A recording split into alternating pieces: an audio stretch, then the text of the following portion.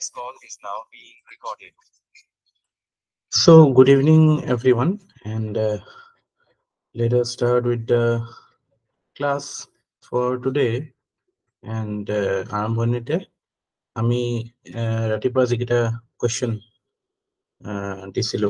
কি দিলে এনসাৰ মানুহবিলাকে পাব্লিক আচ্ছা question number 1 consider the following with reference to public enterprise. They only serve strategic sectors. Public enterprises often face challenges related to efficiency. Public enterprises in India are solely responsible for economic growth.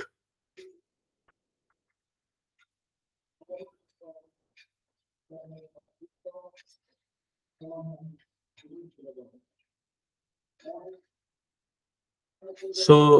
সকলোৱে দিছে দুটা correct. কোন দুটা statement correct?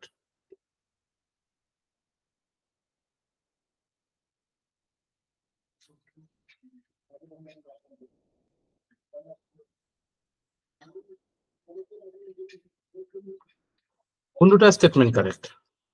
One or two. আৰু বেলেগ option third two ৰং। Third two সবে agri কৰে নে ৰং বুলি?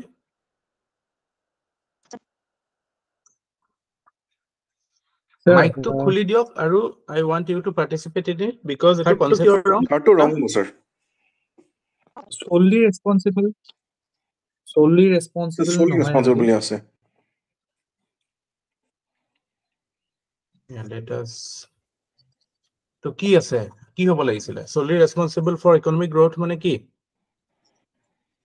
মানে বেলেগো কাম আছে নেকি পাব্লিক সেক্টৰ আন্ডাৰটেকিংৰ?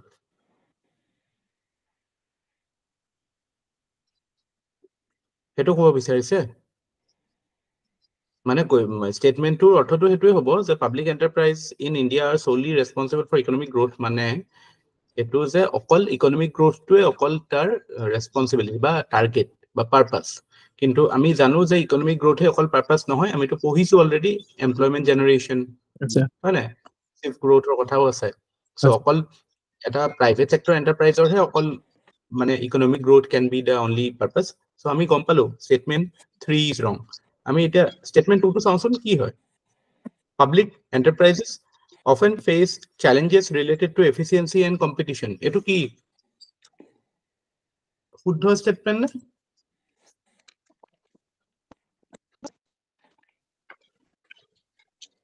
এটো শুদ্ধ একটি। এটো স্টেটমেন্ট শুদ্ধ কাৰণ এটো কাৰণে তো আমি ৰিফৰ্মছৰ কথা কওঁ, পাব্লিক সেক্টৰ ৰিফৰ্মছৰ কথা কওঁ, হয় না? এতিয়া ফার্স্ট স্টেটমেন্টটো কি? They only serve strategic sectors. এটো শুদ্ধ নে ভুল? আচ্ছা এটো শুদ্ধ। এটো শুদ্ধ। মই কোৱা নাছিলো নেকি PSC 2021 পলিচিটো দুটা সেক্টৰত ভগোৱা So, হয়। that is some faster all doubt আছে, sir. Faster to. তো ইয়াতে all are wrong. যোনে যোনে আনসার কৰিছে ছয়জন all are wrong. Only one statement is correct. It is the second one. প্ৰথমটো ভুল বিকজ আমি এটো আলোচনা কৰিছিল ক্লাছত যে নতুন PSC পলিসি মতে 2021 পলিসি মতে sectors are divided into two, strategic and non-strategic. Non-strategicত যদিও আমি টোটালি মানে হেৰি কৰিম, we have to move out of it, but still কিছুমান জায়গাত আছে, হা? There are areas where মানে we are working in certain non-strategic areas also. But মানে because এটো এতিয়া আমাৰ পুৰা প্ৰপাৰ হেৰি হোৱা নাইতো, এতিয়াওতো আমি নন স্ট্ৰেটেজিক হেৰিটো কাম কৰি আছো কিছুমানত, মানে হেৰি আমাৰ ষ্টেট PSC বিলাকে আছে। সো এটো আপোনালোকে বুজি পাব লাগিব যে এক্সিস্টিং ৰিয়েলিটিটোৰ কথা সুধি আছে। তো তাত স্ট্ৰেটেজিক সেক্টৰতো মানে বেয়াৰ মিনিমাম প্ৰেজেন্সৰ কথা কৈছিলে। নন স্ট্ৰেটেজিক সেক্টৰত টোটালি মানে to get away from it, but এটো স্টেটমেন্ট কলে ভুল হ'ব যে they only serve strategic sectors. হেতুটো এক্সিস্টিং ৰিয়েলিটিটোৰ কথা কৈছে ন, সো হেতুটো ভুল হ'ব ন স্টেটমেন্টটো, নহয় জানো? হয় স্যার।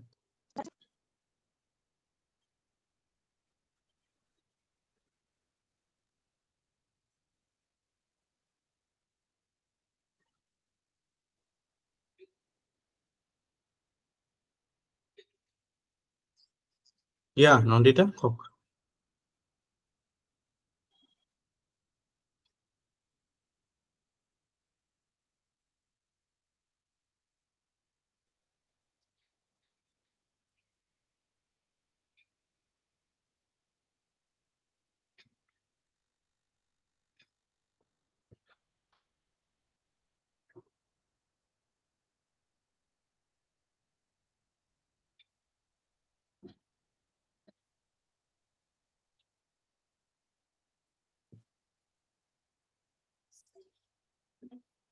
পলিচিটো মতে নন ষ্ট্ৰেটেজিক সেক্টৰ বিলাকক প্ৰাইভেটাইজ কৰিব লাগিব, বাট এতিয়া যদি আমি কওঁ যে অকল ষ্ট্ৰেটেজিক সেক্টৰত আছে, এইটো হলো বহুত কেইটা নন ষ্ট্ৰেটেজিক সেক্টৰটো আছে তো PSC এতিয়াও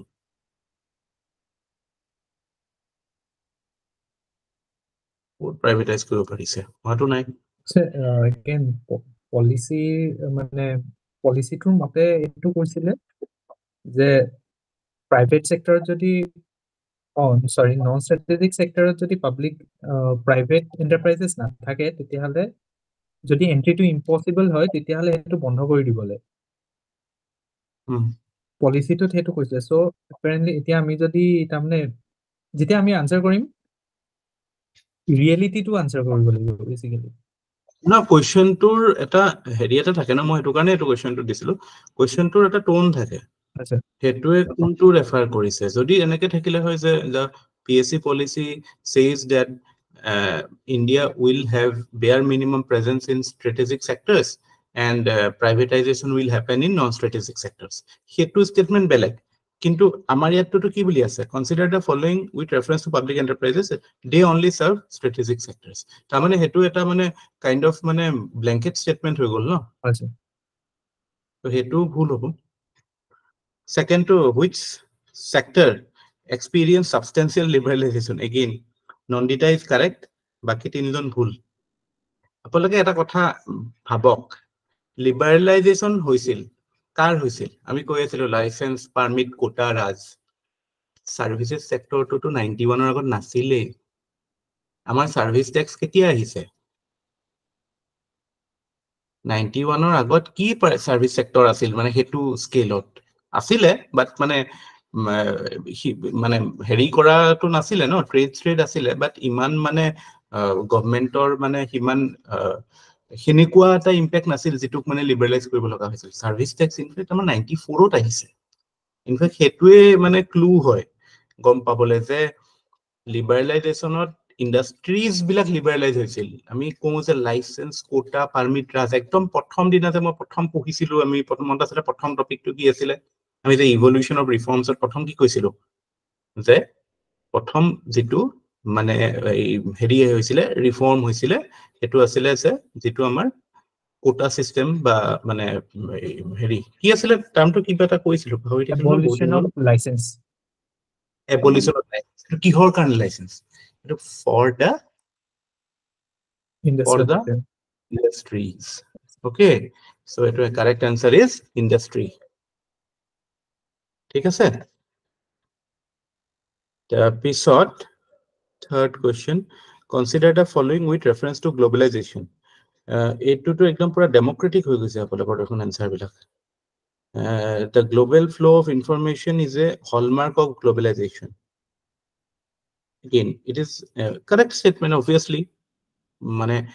গ্লোবেলাইজেশন আমি ডিফাইনে কৰো কেনেকে, the easy flow of information,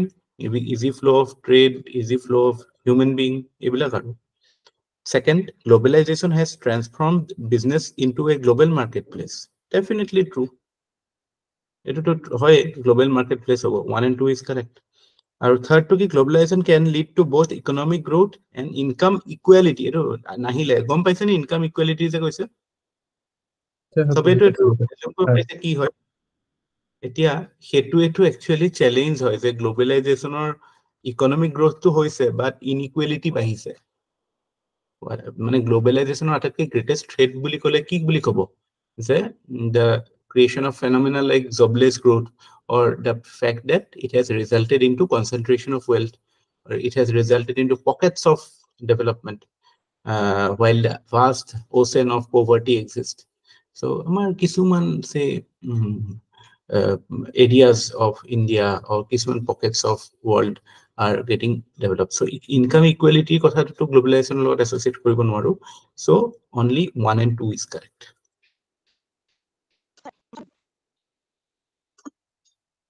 গম পাইছে না? Oh, Nandita, what were you saying?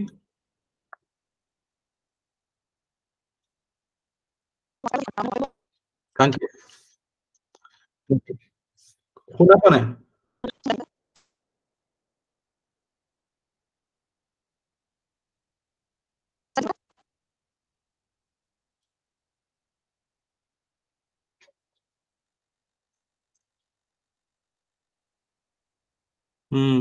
Voice বুজি পোৱা নাই। নেটৱৰ্কৰ প্ৰব্লেম হ'ব পাৰে। লিখি দিয়ক, টাইপ কৰি দিয়ক। Can lead হে কৈছে। Can lead to both economic. Obviously, can lead ক'লে এতিয়া আৰু কিমান বাকী আছে গ্লোবেলাইজেশ্যন আৰু লিড কৰিবলৈ? আৰু বাকী আছে নেকি? গ্লোবেলাইজেশ্যন কিমান দিনৰ পৰা হৈ আছে? 91ৰ পিছত এতিয়া 24 লৈকে 25 বছৰলৈ যদি এতিয়াও যদি নোৱাৰি পৰা, তাৰমানে সেইটো এটা প্ৰব্লেম হয় ন? বস্তুটো এটা কনটেক্সট থাকে ন? মানে can lead আৰু এতিয়াতো ডিগ্লোবেলাইজেশ্যন আহি গলো ন আমি। সো আমিতো গ্লোবেলাইজেশ্যনৰ পিকটো পাৰ হলো। সেইটোতো জানে ন? গ্লোবেলাইজেশ্যন যেটো 91ত যে ইউনিপোলাৰ মোমেন্টৰ কথা এইবিলাকতো আমি পঢ়িছো। প্ৰথমতে ৰিফৰ্মছৰ ফেজটোত পঢ়িছো যে ইউনিপোলাৰ মোমেন্ট যেতিয়া USA was the leading player of the world, তেতিয়াতো গোটেই পৃথিৱীখন যে হাইয়েষ্ট, মই কি কৈছিলো, what was the epitome of globalization? The formation of WTO. So WTO form hol, কিন্তু তাৰপিছত লাহে লাহে গ্লোবেল ফাইনেন্সিয়েল ক্ৰাইচিছৰ পিছততো গ্লোবেলাইজেশ্যন ইজ কামিং ডাউন। সো আমিতো গ্লোবেলাইজেশ্যন বুলি ক'লেতো এটাটো বুজি পাওঁ যে ইট ইজ মানে greater interconnectedness or the world becoming like a global village. And obviously it has increased the total wealth of the world. But যদি এটা চ্যালেঞ্জৰ কথা কয় তেতিয়াহ'লে ইনইকুৱেলিটি। সব ফোৰামতে গ্লোবেলাইজেশ্যন ৰিলেটেড ডিছকাশ্যন টকতটো ইনইকুৱেলিটিৰ কথাই কয় ন? World Economic Forum hawk, IMF hawk. So that is a major concern of globalization. So third statement is wrong. Are you clear now? Yes, sir. More actually hetu kane mane actually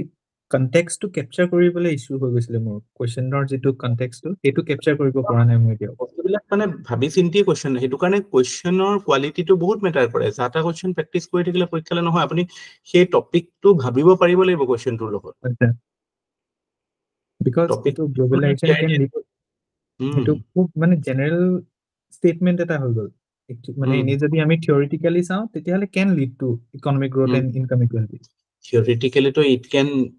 anything can be possible. এটো কথাটো এতিয়া যেটো হেৰিয়ত আছে ন, হেতু ক্ষেত্ৰত হয় মানে গ্লোবেলাইজেশ্যনৰ প্ৰবলেমটো হেতু ন। গ্লোবেলাইজেশ্যন কিয় হয়? আপোনালোকে বস্তুটো যদি বুজি পায় গ্লোবেলাইজেশ্যনৰ একচুয়াল ফান্ডাটো, তেতিয়া এটো কেতিয়াও কনফিউজন নহয়। আমি গ্লোবেলাইজেশ্যনটো কিহত বুজি পাইছিলো যে the fact that যেতিয়া আমাৰ মানে পৃথিৱীখনে গ্লোবেলাইজ কৰিবলৈ কিয় আৰম্ভ কৰিলে? বিকজ এনেকুৱা এটা সিচুৱেশন আহিলে যে কিছুমান বস্তু কিছুমান জায়গাত প্ৰডিউস কৰিলে মানে হেতু প্ৰডাক্টটো ইট বিকেম এক্সপেন্সিভ। আমেৰিকাৰ কাৰণে আমেৰিকাতে ফ্যাক্টৰি বনাই পেলাই আমেৰিকাতে গুডস বনালে it became expensive for them because labor rates were high, tax rates were high. So what they did was they shifted their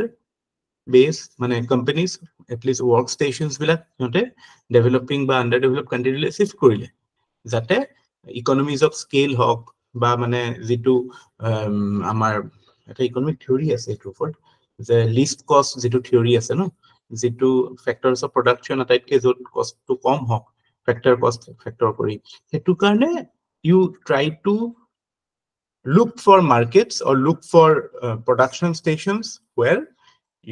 you can optimize your resources. So that led to globalization. Aru hetu hole to naturally you cannot consider all places equally. It will always be a you can say there will always be pockets in that model. Globalization মানে যেটো basic theory of globalization কেতিয়াও equality two প্ৰাধান্য দিয়াই নাই। সদায় wealth creation প্ৰাধান্য দিছে protest বিলাকত সেইটো কথাটো উল্লেখ হৈ থাকে anyway মেইনছৰ কাৰণেতো globalisation is a big topic I hope obviously we will do a substantial thing on it আপোনালোকে জানিব লাগে but yeah next question consider the following statements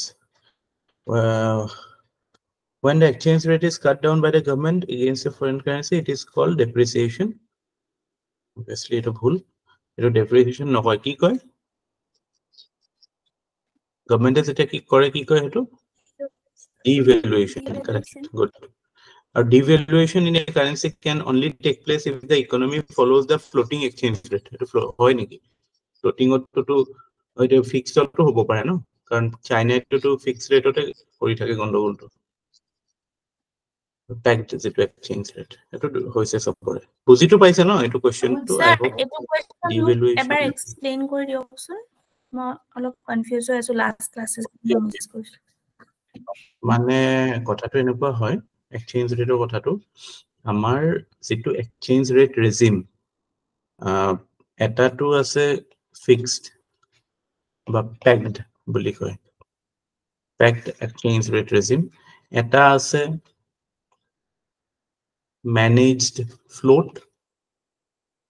আৰু এটা আছে free float so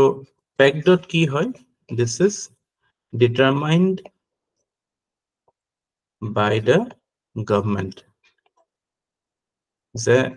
what will be the strength of your currency so China is doing this hetu ki kore yator jimane strong nohole heti nijor $1 equal to around yator jetu renminbi buli koy RMB ne RMB 8 মান ৰাখে যাতে হিয়তৰ এক্সপোৰ্টৰ কাৰণে লাভ হয় obviously এটুটো আপুনি জানে সাকে যে যদি exchange ৰেটটো আপোনাৰ কাৰণে ফেভাৰেবল নহয় মানে আপোনাৰ কাৰেন্সিটো যদি উইক থাকে তেতিয়ালে আপোনাৰ এক্সপোৰ্টাৰ বিলাকৰ লাভ হ'ব এটু জানে ন নম্ৰতা yes sir so China seems being an export led economy so it will ensure that it stays like this managed float কি হয় India is actually India apalok jodi clearly eta kotha koisu jodi kaile khudhe je what type of exchange rate system is followed in India apalok free float hobo because a recently RBI governor koise free float boli kintu actually managed float e hoy buzar karone sao kyo managed float ki hoy in normal circumstances you apunar jetu exchange rate jetu hobo lage that is determined by market mane market exchange rate ami follow koru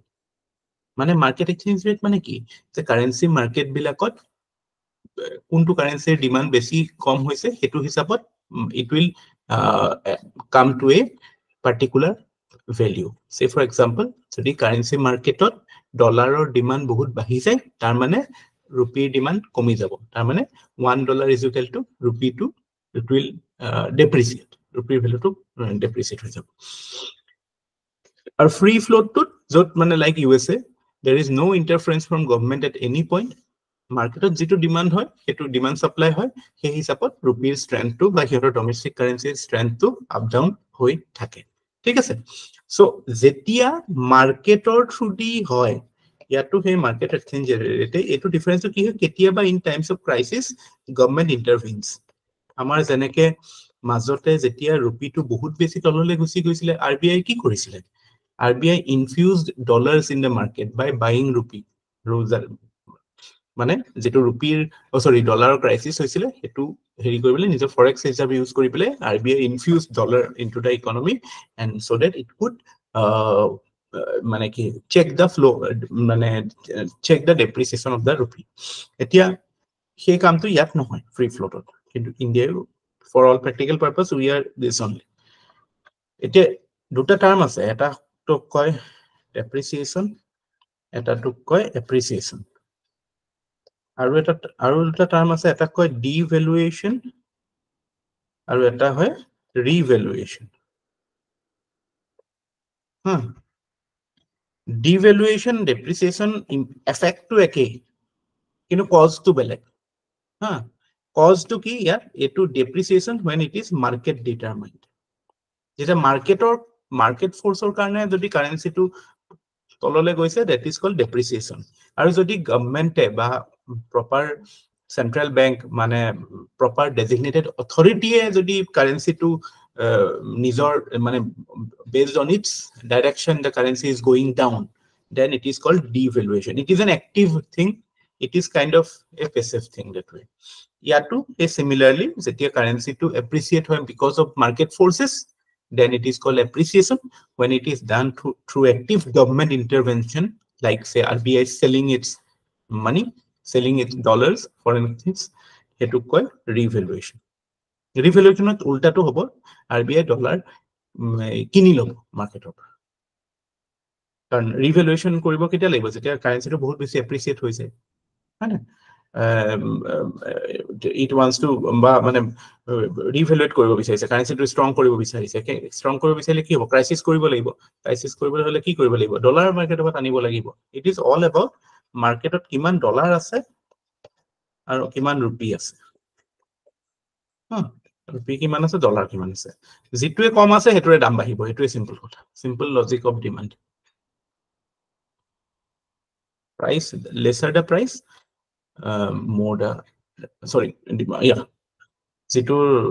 কম থাকিব এটো demand হৈ যাব বাঢ়ি যাব তেনে প্ৰাইসটো বাঢ়ি যাব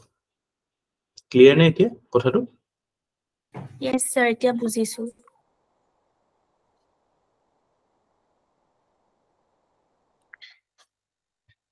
আৰু তাৰ পিছত এটা ট্ৰিভিয়া এটা দিলো to সবে জানে সাগে ব্লকচেইন আইল্যান্ড বুলি কাক কয় মাল্টা APSC একচুয়ালি আহে কোশ্চেন এনেকুৱা কিন্তু কনসেপ্ট বিলাক ক্লিয়াৰ হ'বলে এনেকুৱা কোশ্চেন কৰিব লাগে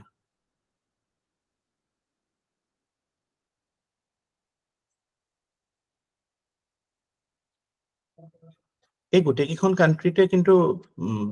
cryptocurrencies are quite popular. El Salvador to I think এটা sovereign currency হিচাপে ইউজ কৰিছিল crypto এটা তাৰ পিছত এটোটো এটা মই ডাটা এটা দিছিলো আজি ইন্ডিয়া ট্যাক্স টু জিডিপি ৰেশিও টো এবাৰ অল টাইম হাই হৈছে 11.6 next year it is predicted to be 11.7%. Tax to GDP ratio মানে তো কি গম পাইছে আমি ইনডাইৰেক্ট ট্যাক্স ডাইৰেক্ট ট্যাক্স পঢ়িছিলো আমাৰ টোটাল ইনডাইৰেক্ট ট্যাক্স ইজ এটা ডাইৰেক্ট ট্যাক্সৰ it is one of the highest I think 6.1 আছে 6.1 আছে direct tax to GDP আৰু indirect tax to GDP is 5.5 obviously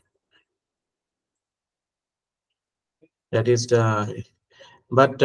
is it sufficient 11.7 is good my next year target it is good but is it sufficient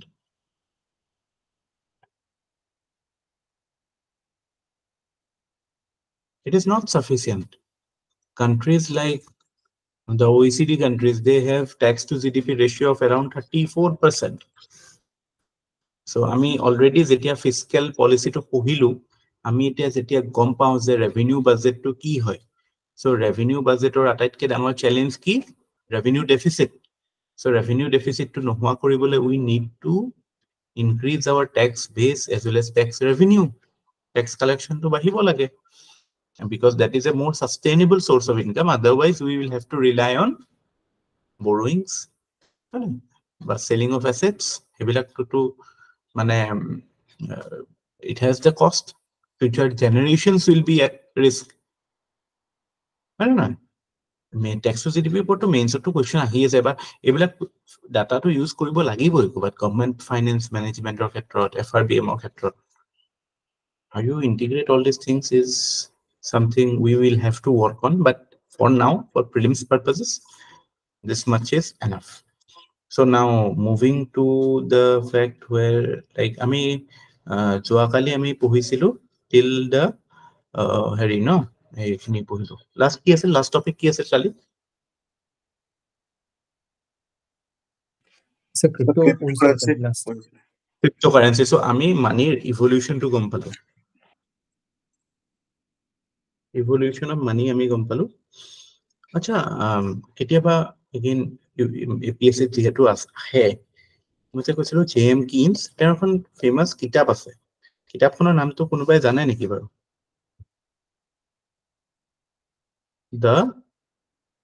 general theory of employment এবিলাক মানে এওঁলোক মানে পায়োনিয়াৰ্স হয় মানে যেনেকৈ আমি ফিজিক্স পঢ়িলে Einstein নিউটনক avoid কৰিব নোৱাৰো তেনেকৈ জেম কিনছ হওক এডাম স্মিথ হওক ৰিকাৰ্ডো হওক এওঁলোকক আমি এভয়েড কৰিব নোৱাৰো সো এইবিলাক মানে জেনেৰেল নলেজ টাইপে হয় তেওঁলোকৰ কিতাপ হয়তো এটা ইজিলি দি দিব পাৰে এইবিলাক question general theory of employment interest and money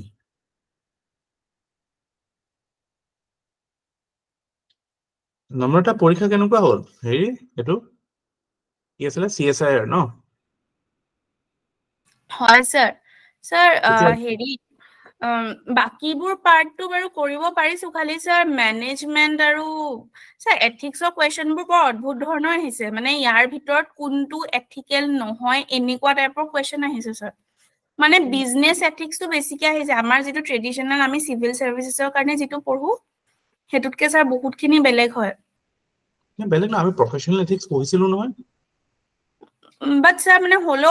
হেখিনি MCQ ফৰ্মত অলপ বেলেগ লাগিলে মানে কৰিবলে পাৰিলো বাৰু স্যাৰ কৰিবলে খালি কাৰেক্ট হৈছে নে নাই I am not very sure plus sir এনেকুৱা কুৱেশ্যন আহিছে মানে লিষ্ট অফ কোৱালিফিকেশন দি দিছে তো 7জন মান মানুহৰ এটা এনেকুৱা মানে কম্প্ৰিহেনশন টাইপৰ কমপ্লিট এটা কুৱেশ্যন সো স্যাৰ তাতে কোনজনক হায়াৰ কৰিম কোনজনক মানে ডাইৰেক্টৰলে ৰেকমেন্ড কৰিম এনেকুৱা টাইপৰ কুৱেশ্যন আহিছে ঠিক আছে সবৰ কাৰণেতো এটো সাৰপ্ৰাইজ হ'ব ন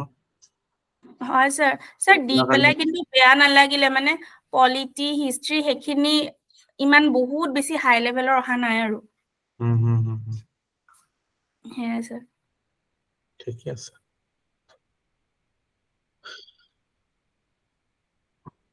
so this is the first thing that I wanted to share with you the book of J.M. Keynes then the second thing that I wanted to share with you was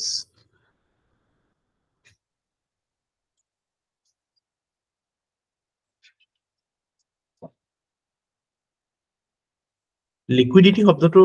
শুনিছে নে আপোনালোকে liquidity আমি যেটা monetary policy obviously monetary policy পঢ়ি আছো so this is something again মানে ABC of monetary policy মানে আহি যায় so what is liquidity how will you define liquidity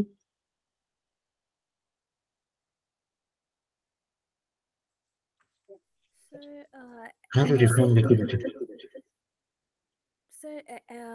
এটা এসেট বা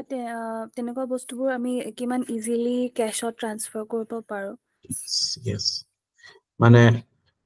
yeah tangible asset নহয় how the ease of conversion to cash form cash is the most liquid form na আটাইতকে liquid কোনটো হয় cash হয় না so that is how that is the idea of liquidity so ease of conversion to cash question কেনেকুৱা হ'ব পাৰে যে কেটামান asset দি দিব পাৰে asset class কেটামান সুধিব পাৰে কোনটো কিমান liquid easy question হ'ব gold দিব land দিব ধৰক আপোনাৰ পেইন্টিং দিলে এনেকুৱা টাইপ মানে দিব পাৰে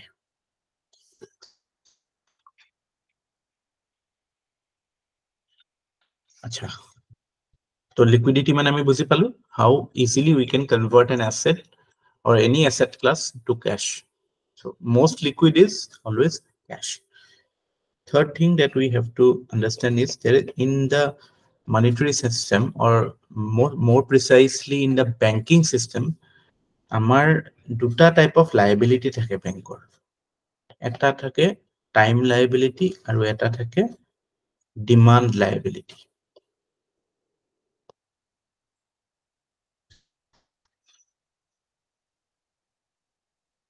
এটা বেসিক একাউন্টিং ইকুয়েশন আছে মই আগতে ডিসকাস কৰিছিলো এনি কমাৰ্শিয়াল এন্টাৰপ্ৰাইজ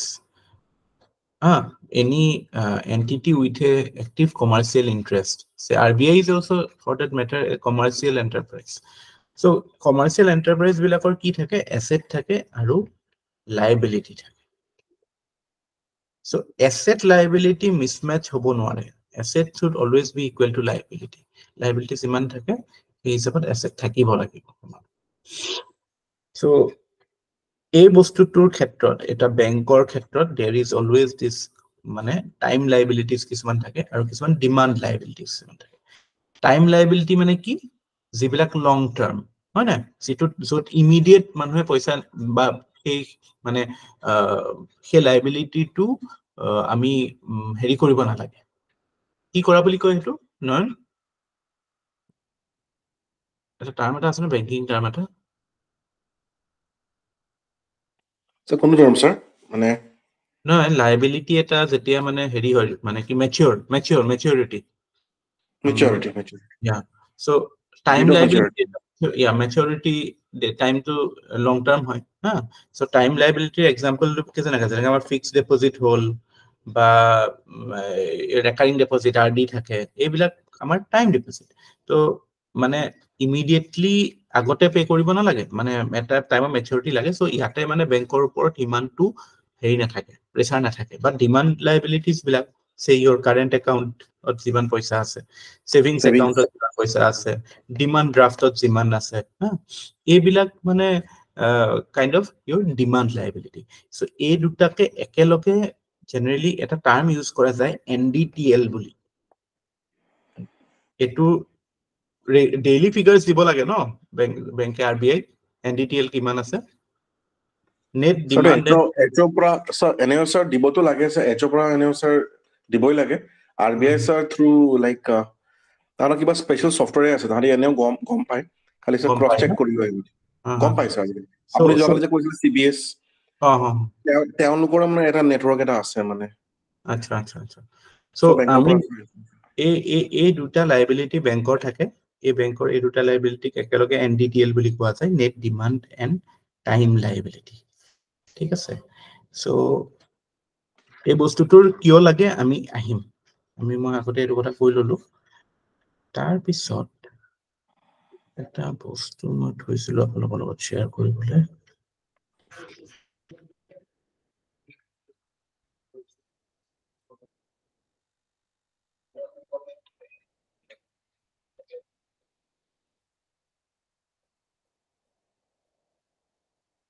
তাৰ পিছত এটা বস্তু থাকে এটা টার্ম জানিব লাগে এটো হৈছে কারেন্সি ডিপোজিট রেশিও CDR বুলি কয় কারেন্সি ডিপোজিট রেশিও টু কি হয় এটো হৈছে যে at any point of time the ratio of money held by public in currency to that they hold in bank মানে মানে এটা ইকোনমিক জেনারেল লিকুইডিটি টু কেনেকুৱা হেতু দেখাবলে যে মানুহৰ হাতত হাতত কিমান আছে ক্যাশ ইন হ্যান্ড বা আদাৰ লিকুইড ফৰ্মত হাতত কিমান আছে আৰু কম্পেয়ার্ড টু দ্যাট ব্যাংকত কিমান আছে মানে currency with them divided by বা this is the ratio so ইয়াৰ অৰ্থটো কি যে ইকোনমি মানে মানুহৰ কনজাম্পশন এক্টিভিটি যদি বেছি হৈ থাকে বা ইকোনমিটো যদি গ্ৰো হৈ থাকে তেতিয়া হলে CDR will always be greater than 1 হয় না yeah none স্যার তো ক্রেডিট টু ডিপোজিট রেশিও আছে নি কারেন্সি নহব স্যার কারণ সিডিআর তো আমার থাকে সব ব্রাঞ্চরে সিডিআর আমি লওঁ তাৰমানে এটা পাৰ্টিকুলাৰ ব্ৰাঞ্চৰ ডিপোজিটস কিমান তাৰ এডভান্সেস কিমান হেতু হয় স্যাৰ কাৰেন্সি মোৰ ডাউট স্যাৰ থাকিলে গম নাপাব বাট স্যাৰ ক্ৰেডিট টু ডিপোজিট ৰেশিও সিডিআৰ বুলি কৈছে স্যাৰ মোৰ ব্ৰাঞ্চৰ যেনেকুৱা স্যার ইট ইজ अराउंड 60% নহয় credit to deposit ratio actually that is what the idea to হেতুৱে যে মানুহৰ হাতত পইচা কিমান চলি আছে সাৰ্কুলেশন আৰু ব্যাংকত actually কিমান থৈছে কাৰেন্সি ডিপোজিট বুলিও আছে দেখোন থিওৰিত হয় নেকি স্যাৰ ওকে থাকিব পাৰে কিন্তু স্যাৰ ব্যাংকিং টাৰ্মস তো সিডিআৰ বুলি ক'লে স্যাৰ ক্ৰেডিট টু ডিপোজিট ৰেশিও আমাৰ মানে প্ৰায় মানে এটো খুধে মানে সিডিআৰ কিতনা है আচ্ছা কাৰেন্সি ডিপোজিট তো স্যাৰ আজি কম পালো NCERT তে আছে আমাৰ এটো কাৰেন্সি ডিপোজিট ৰেশিওটো okay okay sir NCERT class on higher টেক্সটত আছে এটো হয় স্যাৰ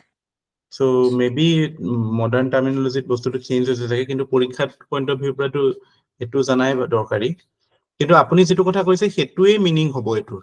কাৰণ হেতুৱে আলটিমেটলি ব্যাংক ডিপোজিট কিমান আছে আৰু পাবলিকৰ হাতত কিমান আছে হেতু টোটাল বিজনেস তো আপোনাৰ দুইটাৰে সামেশন হ'ব ক্ৰেডিট প্লাস ডিপজিটস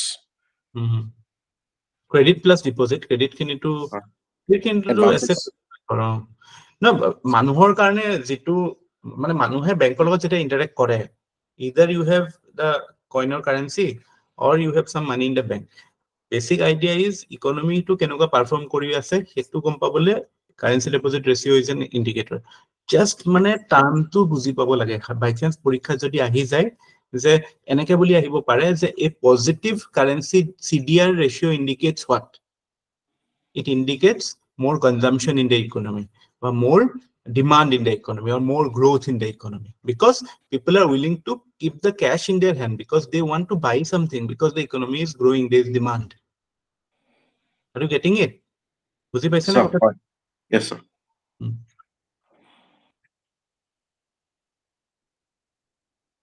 আমাৰ যেটো festival সিজনত CDR is always higher না So festival season sir even sir আমাৰ sorry closing time আহি আছে closing to sir এতিয়া sir deposits আৰু credit level একদম মানে হুলস্থুল চলি আছে বঢ়াব লাগে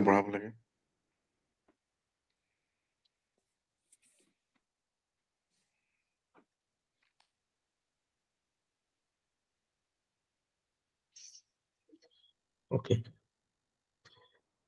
এতিয়া next thing that we have to do is money supply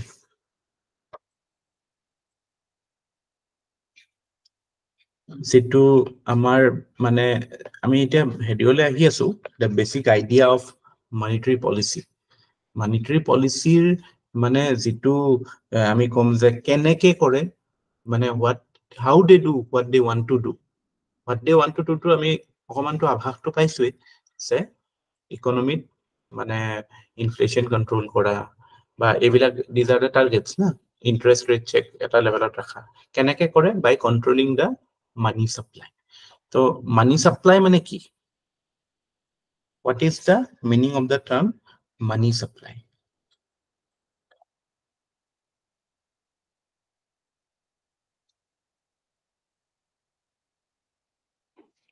sir regulation of money which is done by RBI yeah it is the মানে হেৰি আৰু মানে total amount of money flowing in the economy at any point of time that is called the money supply at a point of time কিমান আছে মার্কেটত তো এটো কিমান আছে হেতুৱে কি ইম্প্যাক্ট কৰিব ইনফ্লেশন ৰেট ইম্প্যাক্ট কৰিব ইন্টাৰেস্ট ৰেট ইম্প্যাক্ট কৰিব হয় না so that is the idea behind money supply এটি ইয়াতে আমাৰ কেতেমান টাৰ্ম আছে মানে generally RBI M0 M1 M2 M3 আৰু M4 ইয়াৰে আটাইতকৈ ইম্পৰ্টেন্ট টার্ম যদি হয় মানে most important is this one M32 a general ইকোনমিৰ মানি সাপ্লাই টু ডিসাইড কৰে হা বা হেৰি কি হয় বুলি ক'লে M32 আমি যদি অকমান ডিটেইলত চাও M1 M2 M3 তেতিয়া হলে আমি যদি M0 টুলে আমি আহিম হা এটো অলপ পিছত আহিম আগতে M1 M2 M3 M4 decide so M1 আৰু M2 এই দুটা প্ৰথম কথা these two are called narrow money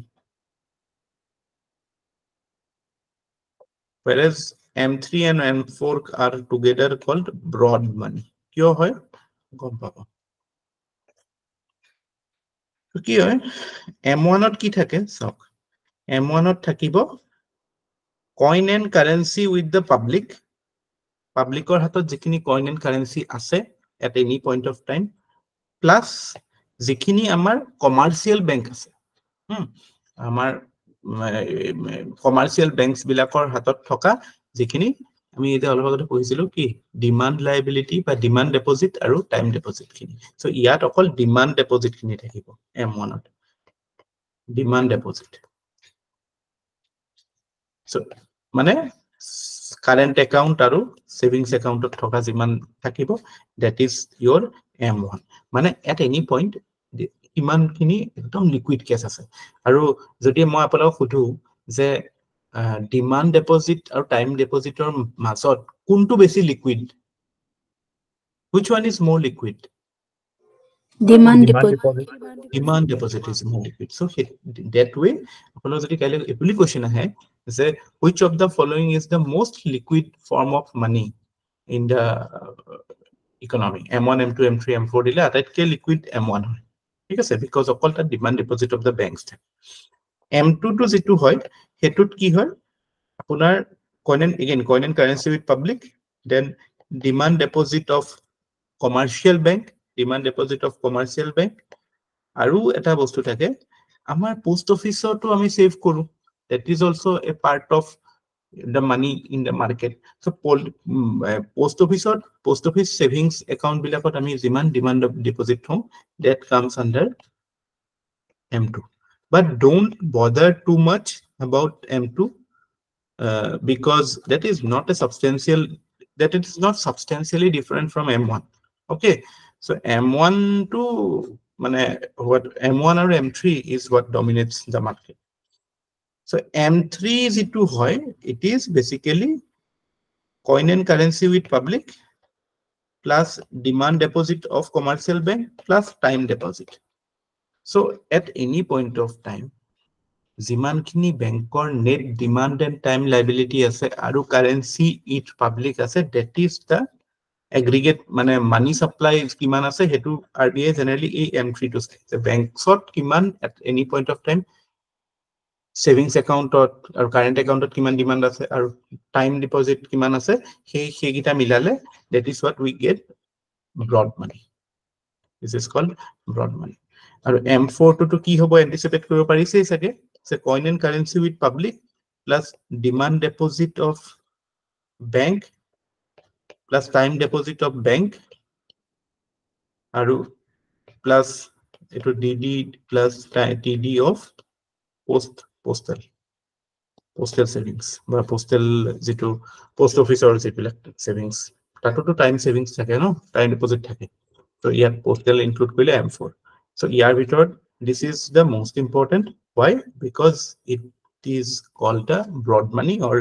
it in a way is the aggregate monetary যেটো হেৰি হয়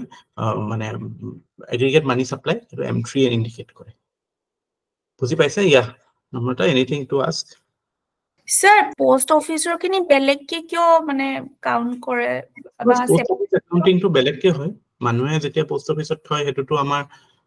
eto totally different amount eta no paisa to apunar hatot paisa ase apuni bank oto thobo pare post office ot thobo pare, so post office ot thoa khini to apunar hatot na thake no, so hetu to na yat ahibo na yat ahibo, so hetu account koribole tat kintu এটা কথাটো হয় যে RBI ৰ control two বেংকৰ ওপৰত আছে, হেতু কাৰণে RBI মনিটাৰী পলিচিটোত পোষ্ট অফিচত থকা ডিপোজিট খিনিৰ ওপৰত হিমান ফোকাস নকৰে বা হেতুত ইম্প্যাক্টটো কৰিব নোৱাৰে, হেতু কাৰণে M3 is what the monetary policy is looking at always. Yeah, no, Kok. Sir, what about postal banks, Indian postal banks? Postal banks are commercial bank only, na? Commercial bank, right? They are commercial banks. So Commercial these bank. are banks, commercial banks. যিবিলাক আমাৰ commercial banks বিলাক কি টাইপৰ থাকে এইবিলাক আমি পঢ়িম, কিছুমান scheduled commercial banks থাকে, কিছুমান non scheduled commercial banks। scheduled মানে কি বেসিক্যালি RBI আমি যেটা পঢ়িম গম পাম যে এখন এক্ট আছিল 1934 ৰ যিখন RBI এক্ট, হিলটন নিয়ম কমিশনৰ ৰেকমেন্ডেশনত RBI ফৰ্ম হৈছিল, আৰু 1934 ৰ এখনৰ সেকেন্ড শিডিউলত কিছুমান নৰ্মস আছে। বেসিক্যালি প্ৰথম নৰ্মটো আছিল আমি এগেইন এটো জাম্প কৰা হ'ব, CRR ৰ ৰিকোয়াৰমেন্টৰ নর্মস আছে, এটা কি হয় পঢ়িম। সো হেতুত হেখিনি সেই সেকেন্ড শিডিউলত যদি মেনশন আছে ব্যাংক এটা হেতুত কয় শিডিউল ব্যাংক, এটা নাথাকা বিলাক non schedule. Generally cooperative banks বিলাক নন শিডিউলড হয়। Nandita.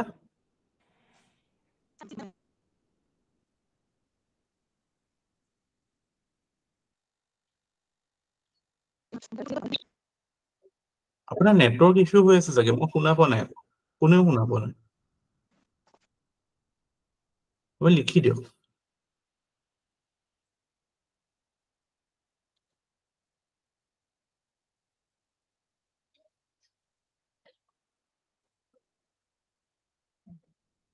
Which one is more liquid? Yeah, of course M1 is more liquid, most liquid. আৰু মানে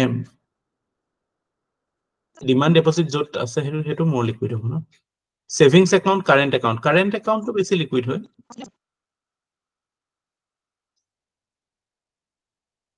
কারেন্ট একাউন্টত লিমিটেশন নাই তো একো কারেন্ট একাউন্টত আপুনি এনি এমাউন্ট অফ ট্রানজাকশন থব পাৰে উলিয়াব পাৰে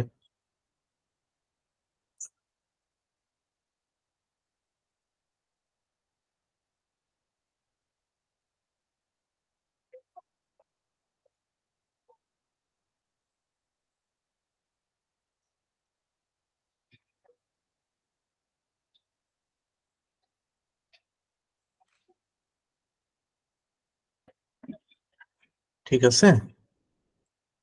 M0 লে আহিম তাৰ আগতে আৰু এটা টাৰ্ম আমি শিকিলো M0 কি হয় আমি হেতু আহিম তাৰ আগতে এটা টার্ম শিকিলো that term is called liquidity injection বা liquidity infusion বুলিও কয় liquidity injection বা infusion মানে যেতিয়া RBI কি কৰে RBI মানে মার্কেটত জেনারেলি পয়সা যেতিয়া দি কেনেকে পয়সা দিব RBI তো এনে পয়সা লব বুলি দিব নোৱাৰে RBI will buy bonds like say your government securities treasury bills বা corporate bonds any type of bond কিনি পেলাই it will give money so RBI যেতিয়া বিচাৰে যেতিয়া liquidity inject কৰিব পাৰে বিভিন্ন tools আছে হেতুৰ আমি এটা অলপ পিছত পঢ়িম OMO open market operations আছে LAF বুলি আছে so হেবিলাকলে আহিম কিন্তু this term is important what do you mean by liquidity injection মানে RBI that means RBI is trying to push more cash in the economy আচ্ছা এতিয়া আহিলে আমাৰ the idea of M0 M0 তোৰ আন এটা নাম হৈছে high powered money simple terms of যদি চাও M0 মানে কি M0 is the total liability car of RBI মানে জিমান মার্কেটত পয়সা আছে জিমান আছে পোস্ট অফিস হোক সতে হোক whatever currency is present whatever time deposit demand deposit is present anywhere everything comes under M0 so M0 মানে তেতিয়া হলে অকল মানে মানুহৰ ডিপোজিটে নহয় মানুহে বেংকত থয় বেংকেও আকৌ কিছুমান RBI থয় ন হা বেংকে interbank transactioner ক্ষেত্ৰত কিছুমান পইচা RBI থয় কিছুমান statutorily bank has to keep some money so everything comes under M0 so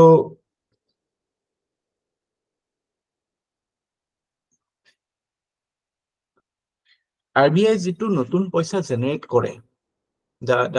the new money that RBI generates that is basically the মানে সেই বস্তুটো আমি লিংক কৰো the idea of M0 পৰা so M0 কিমান হেতু হিচাপত technical মানে হেৰি আছে and there is something called a issue department in RBI issue department generally এটা asset side আছে আৰু liability side আছে again asset liability মিলাই পেলাই সেই হিচাপত মানে নতুন মানি issue করে RBI কিন্তু the basic idea is it is the total liability of RBI হেতু হয়তো মানি সাপ্লাইত নাথাকিবও পাৰে হেতু amount কিন্তু this is the total money that RBI is responsible to pay if somebody is bringing the currency to it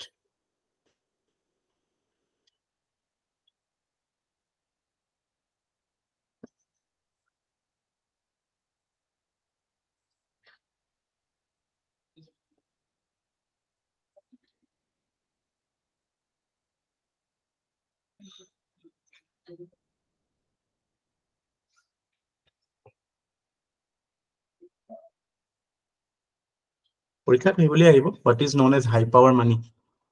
what is M0 it is the total liability of the RBI through it RBI generates new money Next concept, again, very important concept, money multiplier. Money multiplier concept is the basic principle under which all the financial systems operate, or actually all the banking systems operate. Kunbai jane neki money multiplier to ki hoy? Power of compounding neki baro sir. Power of compounding ami jetia RBI money to generate kore eta notun paisa ata ahil marketot, সেই পয়সাটো to compound হয় ন marketot. So সেই process-টোকে money multiplier বুলি কয়। এই process-টো অকমান details-ত জনাটো দৰকাৰী, কেতিয়াবা সুধি দিয়ে because NCERT-তে আছে এইটো concept-টো। Okay. So কি হয়, RBI has a system of মানে যেটো কয় মানে fractional reserve banking বুলি কয়। Fractional reserve banking, কেতিয়াবা এই টাৰ্মটো আহি যায়, fractional reserve banking. Just hold on, give me 1 minute if the phone dies.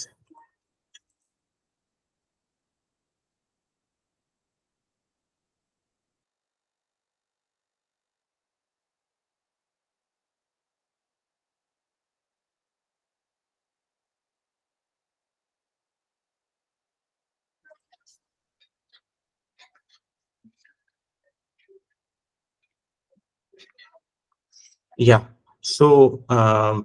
RBI has this system called fractional reserve banking. So apalage CRR শব্দটো এটা mechanism হয় RBI শুনিছে সাগে। CRR এটা reserve ratio হয়, এটো যদি expand কৰি দিও অৰ্থটো আমি ভালকে বুজিবাম, cash reserve ratio অৰ্থটো আৰু expanding further, CRR মানে it is that portion of banks net demand and time liability that RBI is bound, that bank is bound to keep in RBI in the form of cash. Cashত থব লাগিব। এই যিমান আমি net demand and time liability already যে পঢ়িলো প্ৰথমতে সেই আইডিয়াটো, হেতুৰ পৰাই এটো এক্সপান্ড হৈছে যে any point of time NDTL যিমান থাকে হেতুৰ এটা পাৰ্সেন্টেজ RBI ক্যাশত থব লাগিব। This is a statutory requirement. What statutes enforces this phenomena? The statute is RBI Act 1934.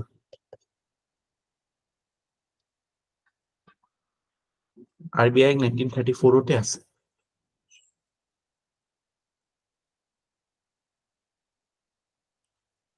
বুজি পালে এখিনিলৈকে ঠিকে আছে?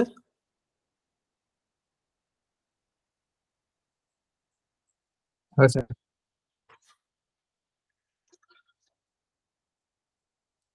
এতিয়া মানে কি হয় চাও, এই বস্তুটোৱে কি ক্ৰিয়েট কৰে বেংক এটাৰ কাৰণে, যে suppose at any point of time 100 টকা এটা জেনাৰেট হল বেংক এটাত, মানে RBI জেনাৰেট কৰিলে বেংক এটাত আহিল পইচাটো দিলে RBI গভৰ্নমেন্ট সিকিউৰিটি কিনি বেংকক দিলে। তো বেংকৰ হেতু মানে কাইন্ড অফ এন এসেট হৈ গল। এতিয়া বেংকেটো ৰাখি থলে নহব। What will bank do? Bank will loan it. এতিয়া এই CRR যেতিয়া ৰিকোয়াৰমেন্ট আছে, CRR ৰিকোয়াৰমেন্ট থাকাৰ কাৰণে বেংকেটো গোটেইখিনিটো লোন দিব নোৱাৰে। যিমান এটো পইচাটো আছে, এই পইচাটোটো এটা হেৰিয়ৰ লাইবিলিটি হৈ থাকিব।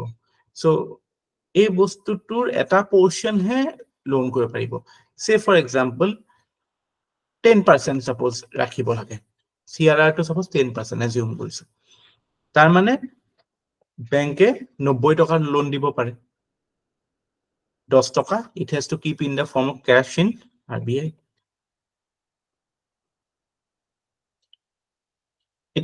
এটো সাপোজ ব্যাংক এ 100 rupees লোনত দিলে, এটো কোনবা এটা মানুহক দিলে লোন, হি গৈ পেলাই এটো ব্যাংক এটাত থলে,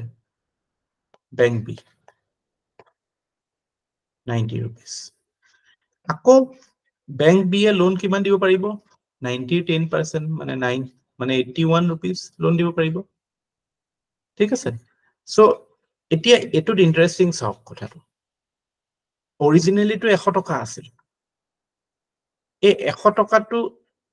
এই আকৌ এই 90 টকাটো জেনাৰেট কৰিছেন নাই? এই 100 টকাটোৱে এই 90 টকাটো জেনাৰেট কৰিছে মানে 100 টকা here becomes 190 rupees in the market. Marketot actually E 190 rupees ৰ কাম কৰি আছে না নাই? এটো মানুহৰ কাৰণে 100 আৰু ইয়াত কাৰণে 90 এটো বেংকৰ কাৰণে 100 ইয়াৰ এটো বেংকৰ কাৰণে 90 so are you able to comprehend the fact that how এটো আমি যদি এই চেইনটো কন্টিনিউ কৰি ৰাখো 81 টো এনেকে আকৌ আনি ৰাখো তেতিয়া আমি দেখা পাম যে এটা amount of money যেতিয়া প্ৰথমতে জেনাৰেট হয় সেই পইচাটোৱে money that multiplies. Why? Because there is a certain মানে reserve requirement and RBI or banks keep on circulating that money for multiple uses. So same money can be used for multiple purposes. So their value to it will be increased based on that. But hetuk multiply hua boli koy. Hetuke money multiplier boli koy. So etu jodi ami enake 10% jodi saw ultimately ki hobo efale amar around 1000 hobo jetialake etu to komi ahibo lahe komi ahibo etu 1000 man hobo total hei koile aru etu loan amount will be obviously 10% মানে 900 আৰু etu 100 hobo so tar mane ki যে 100 টকায় 1000 টকা কৰিলে তাৰ মানে 10 times is the money multiplier কেতিয়া যেতিয়া 10% is the reserve ratio so এটোৰ পৰা আমি এটো ফৰ্মুলা ডিডিউস কৰিব পাৰো যে যেতিয়া cash reserve ratio to R হয় money multiplier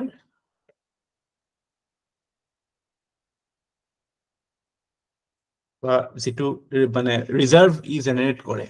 that is 1/r 1/r কেনেকৈ হৈছে গম পাইছেনে এটো 10 এটো 10% ন মানে 1/10/100 10 এটো উপৰত গুচি যাব তেতিয়া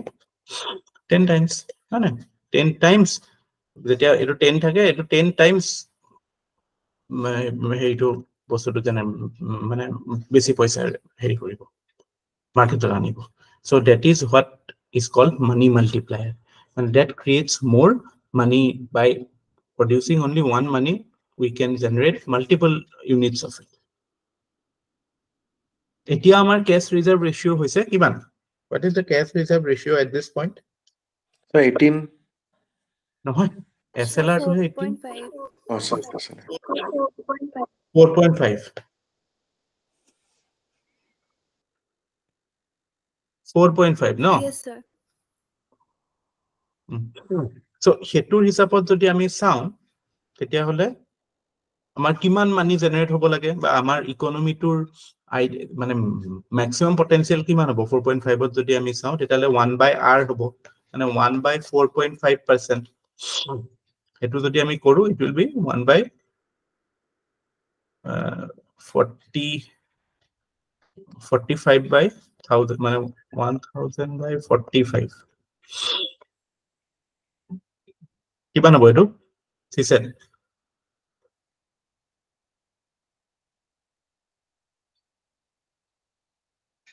কেন হ'ব 23 মান হ'ব নে 23 মানে হ'ব নেকি এটো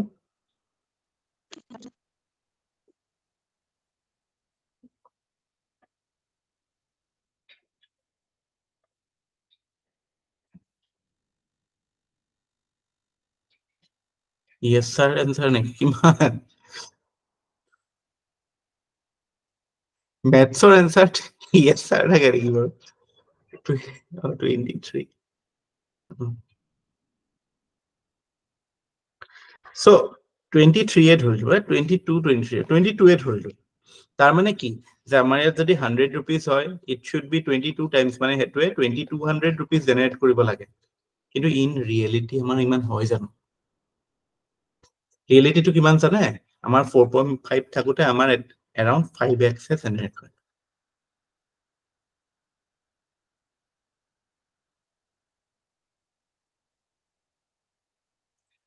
আমাৰ 5x জেনাৰেট হয় কিয় বাৰু বস্তু হয় ম্যাথমেটিক্যালিটো চাবলৈ গ'লেতো আমাৰ বহুত হ'ব লাগিছিল কিন্তু হোৱা নাই কিয়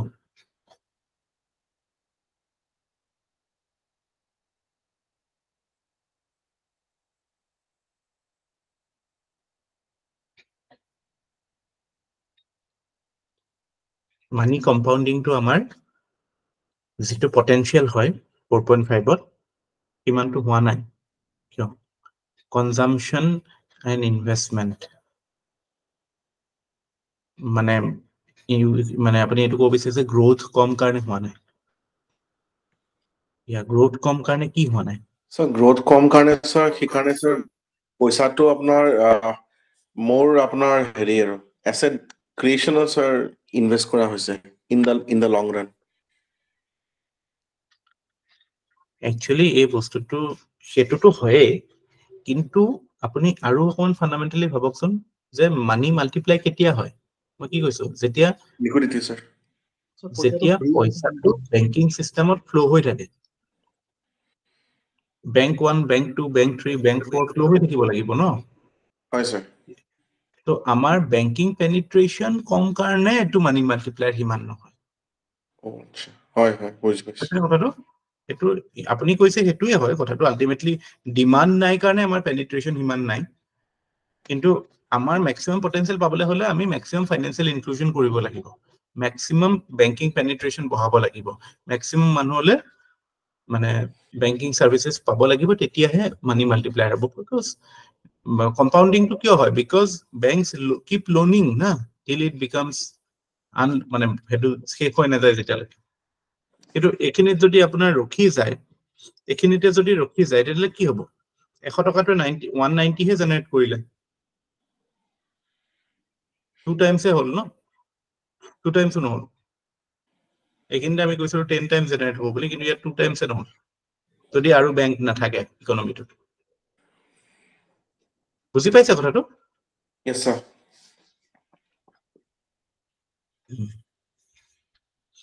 কোৱেশ্চনটো হেতু টাইপত আহিব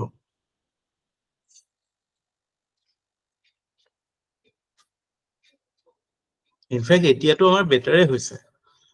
মানে prior to 1990s it was hardly 3 times 2.5 3 times so we need more financial inclusion we need more banking penetration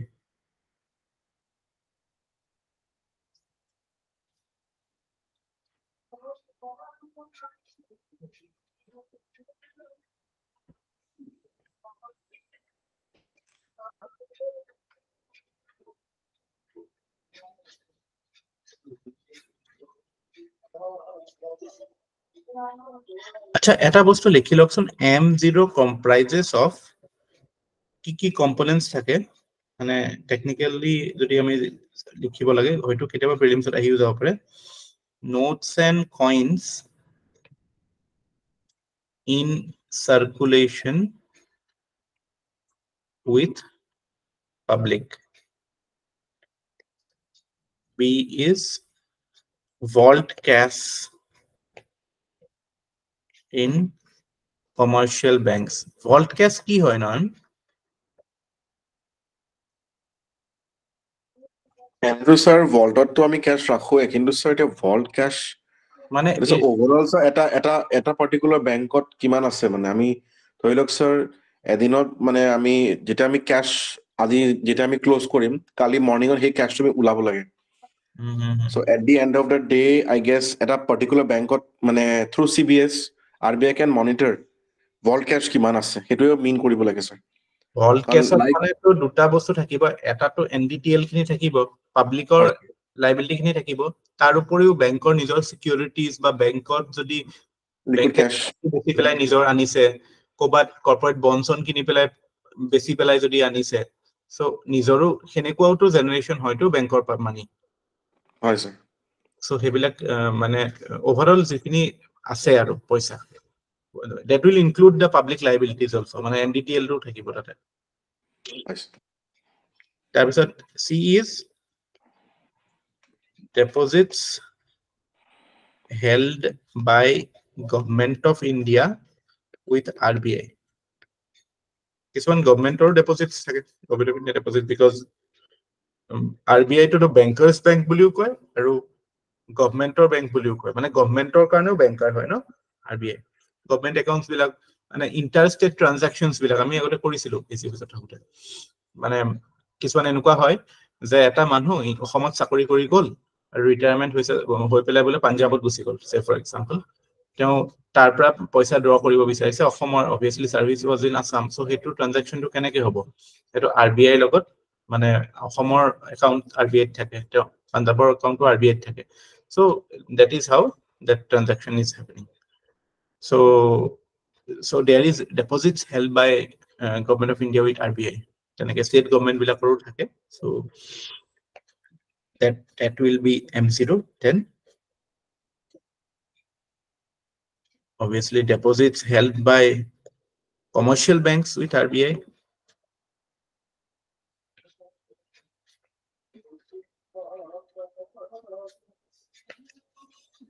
that will be included as part of M0 the total liability of okay yeah RBI money multiplier to sobore clear hol na kotha to kele important hoy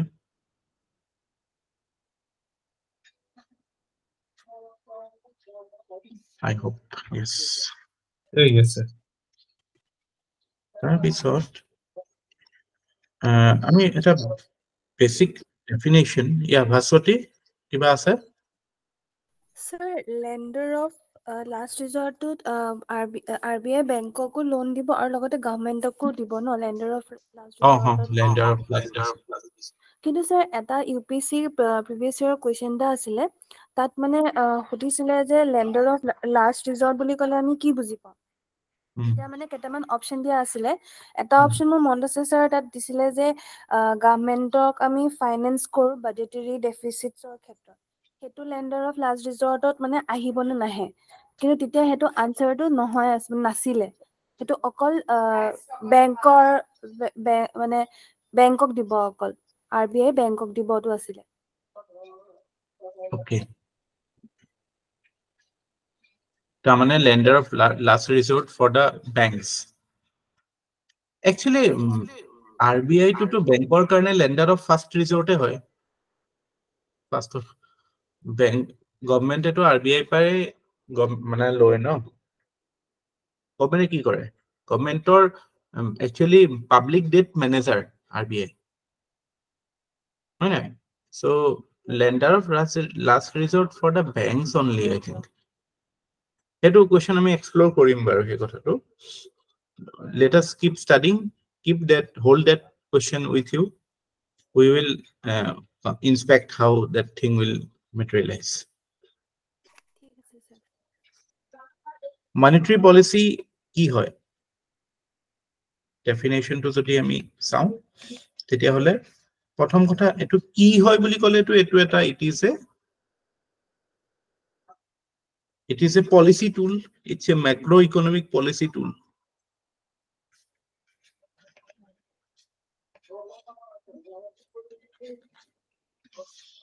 tar bisot jodi hudhu mane etu jodi ami hudhu what it is hobo it is what is it but year purpose to কি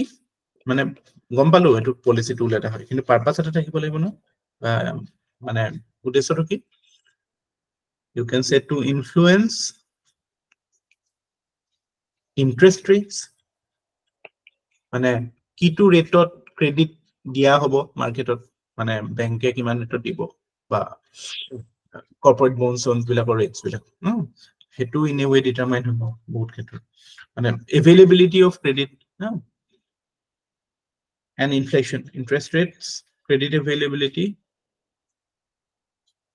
and most importantly inflation. Etiato after the formation of MPC, Monetary Policy Committee eta ase.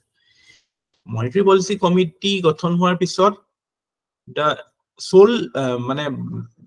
pivot of RBI's monetary policy is inflation targeting. That is the benchmark of judging RBI's performance. আৰু এতিয়া কথা আহিলে কেনেকে কৰিব how. So how to কেনেকে হ'ব? How to কেনেকে হ'ব? আমি অলৰেডি পঢ়িলো through changes in money supply. M1 M2 M3 এইবিলাক ইফাল কৰি থাকিব ন। So এই কামটো কৰিবলৈ কিছুমান RBI হাতত কিছুমান mechanisms আছে। এই mechanismsটো দুটা ভাগত ভগোৱা যায়। quantitative qualitative। তাৰ আগতে RBI কোনটো ডাইৰেকশনত যাব আপোনালোকে যদি RBI গভৰ্ণৰে যেতিয়া পলিসি মিটিং কৰে তাৰ পিছত জেনাৰেলি এটা স্টেটমেন্ট দিয়ে তাত কয় যে we are looking for tight money policy বা tight money policy বা easy money policy বা dovish money policy বুলিও কয় কেতিয়াবা hawkish money policy বুলিও কয় যদি RBI কৈছে dovish বা যদি কৈছে easy বা যদি কৈছে expansionary ইয়াৰ উদ্দেশ্যটো বা ইয়াৰ অৰ্থটো এটাই what is it that RBI is looking to infuse more money in the market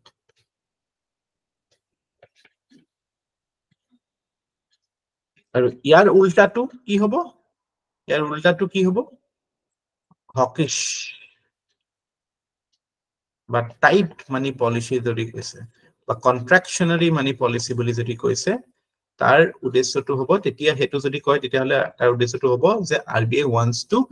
suck out liquidity. This is the activity that RBI does. এটোৰ ওপৰতে হয় আৰু কোৱেশ্চনস বিলাকৰ নেচাৰ বিলাক কেনেকুৱা হয় যে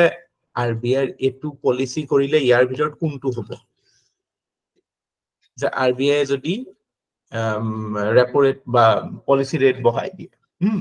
তেতিয়া হলে ইয়াৰ ভিতৰত কোনটো হ'ব যদি কমাই দিয়ে কোনটো হ'ব CRR বঢ়াই দিলে কোনটো হ'ব কমাই দিলে কোনটো হ'ব এটোৰ ওপৰতে কোৱেশ্চনস থাকে মেজৰিটি যে এটো টাৰ্মো দিব পাৰে বা এখিনিও দিব পাৰে এটো দিব পাৰে বা এটো দিব পাৰে মাৰ্কেটত মানি সাপ্লাই বাঢ়ি যাব বুলিও ক'ব পাৰে বা এই বুলি ক'ব পাৰে যে there will be more availability of credit for the একে এটা অৰ্থটো এটাই হ'ব এইবিলাক কথাৰ এটো এটা it is a club statement it means essentially the same thing so questions বিলাক একেই বস্তু কিছুমানৰ আশে-পাশে ঘূৰি থাকে monetary policy যেটো statement দিয়ে RBI আজিকালি আৰু কিমান টাইমৰ মূৰে দিয়ে বাৰু what is the time interval do you know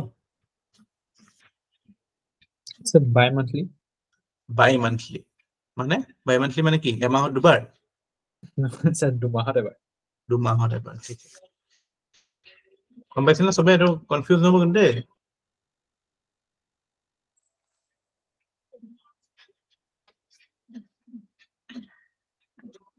এতিয়া coming to the business end of things the tools that RBI uses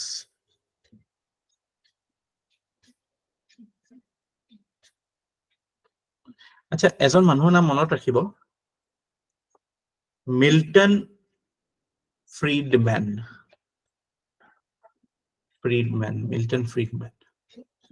who is he he is an American economist he was an American economist and he was one of the pioneers on monetary policy Nobel Prize পাইছিল monetary policy related questionত Friedmanৰ কথা মনত ৰাখিব আৰু fiscal policy Keynes of course Keynes J.M. Keynes is there for you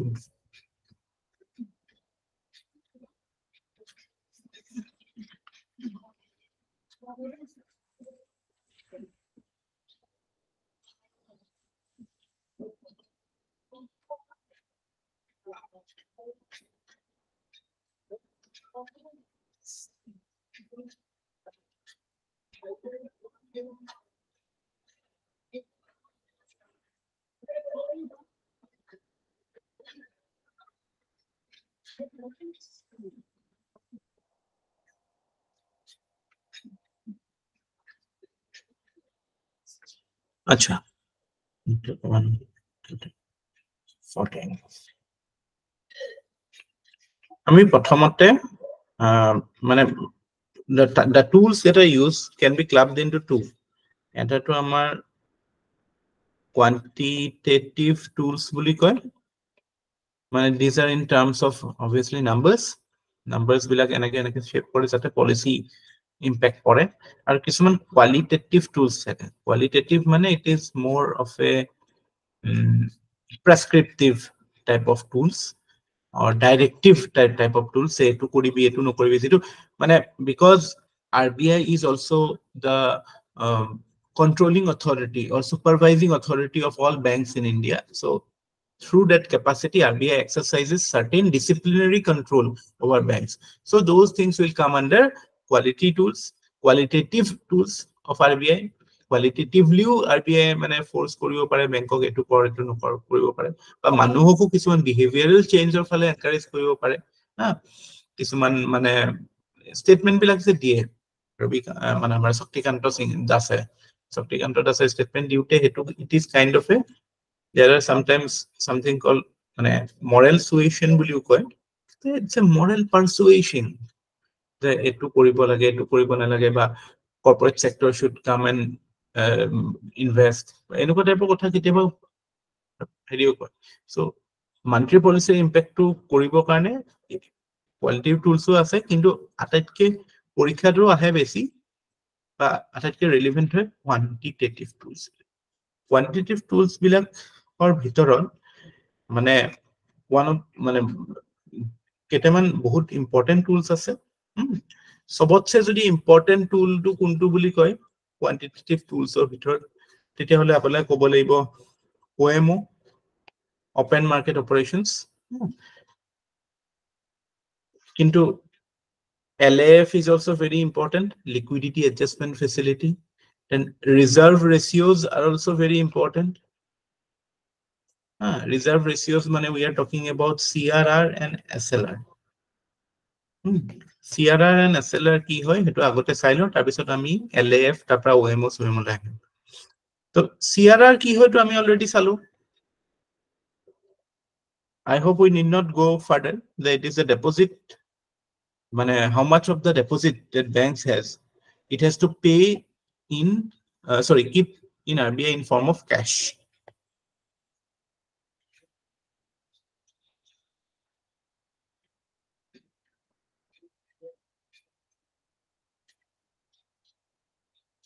আচ্ছা RBI তাত যে cash থয় কিবা ইন্টারেস্ট পায় নেকি ব্যাংকে এটোৰ কাৰণে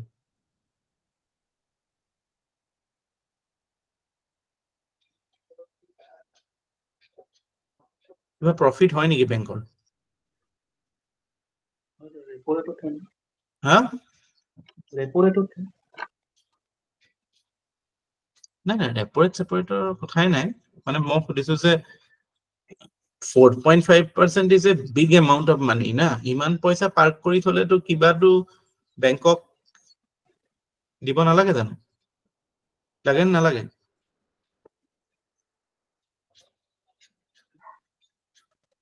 interest দিয়ে নে RBI এটুত so মই sure নহয় but নিদিয়ে নেকি CRR আৰু SLR কাৰণে actually হেতু এটা question হ'ব পাৰে CRR কাৰণে নিদিয়ে SLR কাৰণে দিয়ে SLR ত অকমান প্ৰফিট থাকে কিয় থাকে এটো গম পাই যাব ইয়াতে banks earn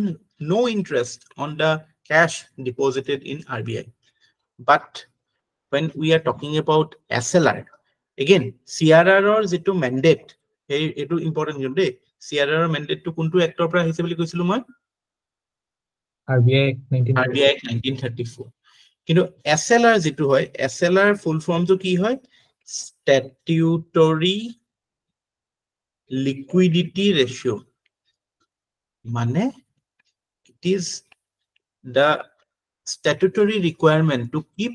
certain amount of your net demand and time liability in a liquid form ইয়াত কিন্তু অকল ক্যাশ নহয় আকৌ প্ৰথম কথাটো হেতু here not cash only you can keep it in form of cash you can keep it in form of gold you can keep in form of government securities you can keep in form of treasury bills you can keep in form of state development loans are loans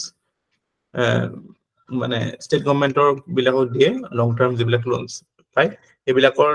মানে certificates বিলাক থাকে এবিলাকৰ loan বিলাকৰ loan certificate বা loan bonds বুলি ক'ব পাৰি এবিলাকো RBI sorry banks বিলাকে ৰাখিব পাৰে so এটা portion of the net demand and time liability is considered as SLR now right now what is the SLR rate অলপ আগতে কৈছিলে it is 18%. So 18% they have to keep. So to bank got not again. This money is kept with bank itself. To RBI good hobona lage. That is the difference. And obviously, it was here to at a security form of thake. So to interest thaki boy. The treasury bill thakile to interest at thaki boy. Mane document itself gives an interest. You know, our cash to kuno interest. I know. That you are koisu. Cash is a form of a bearer bond with zero interest. No?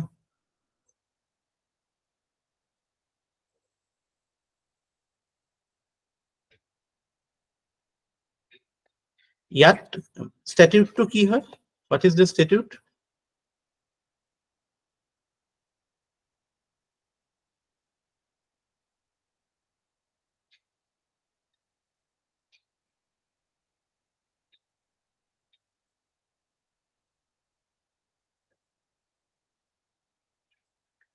Banking Regulation Act 1949. This is the statute that mandates SLR. Etute eta kotha ase je SLR can never be more than iman 40%. 40% ke beshi hobo nware. Eta samoy like to 40% asile Indira Gandhi time on. Etia lahe lahe phased manner ani pla 18% paise ke.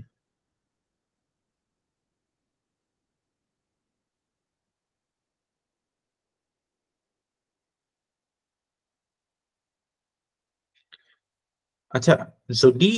কোনবা ব্যাংকে নিজৰ SLR CRR maintain কৰিব নোৱাৰে তেতে কি হয়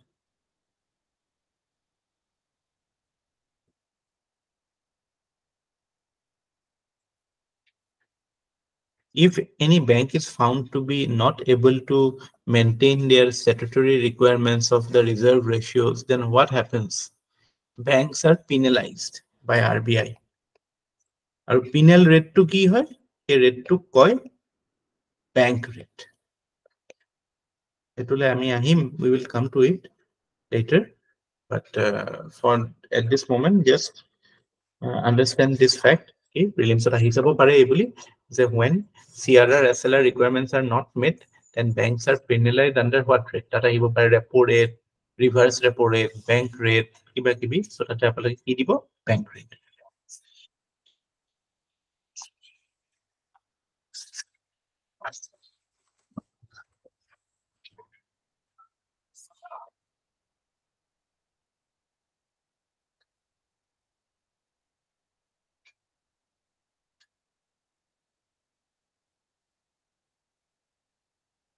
Bank rate bostu to utility to azikali kom agote bank rate to mane bohote useful bostu asile etia kintu ei repo rate separate ahar pra bank rate utility has reduced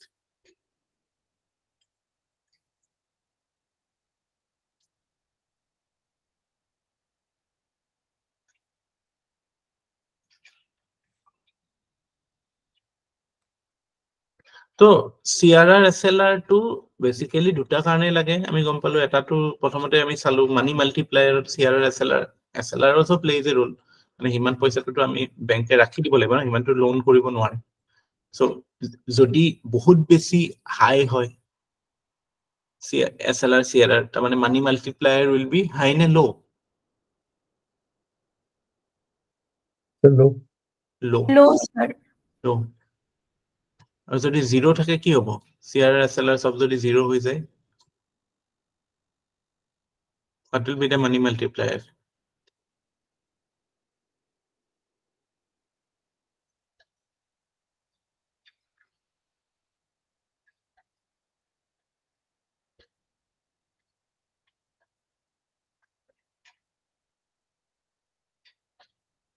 কি হ'ব CSET 100%. কেনেকৈ 100% মানে 100 will be infinite 1/0 no Okay, sir. CSETত গণ্ডগোল নকৰিব কিন্তু দেই ইমানখিনি পঢ়ি একো লাভ নহ'ব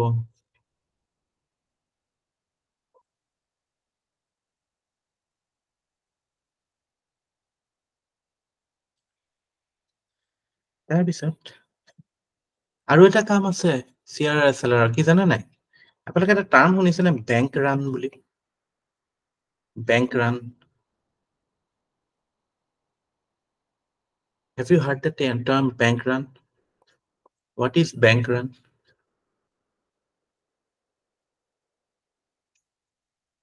Sir, তেতিয়া customers কিনে গোটেই পইচাটো এক্সট্ৰেক্ট কৰিলে from the bank মানে বেংকৰ ওচৰত পইচা নাথাকে মানে গোটেইখিনি এক্সট্ৰেক্ট কৰিলে এটা আপুনি মই কৰিলে নহব গোটেইখিনি বহুত majority of the depositors if they turn up to the bank one fine day and ask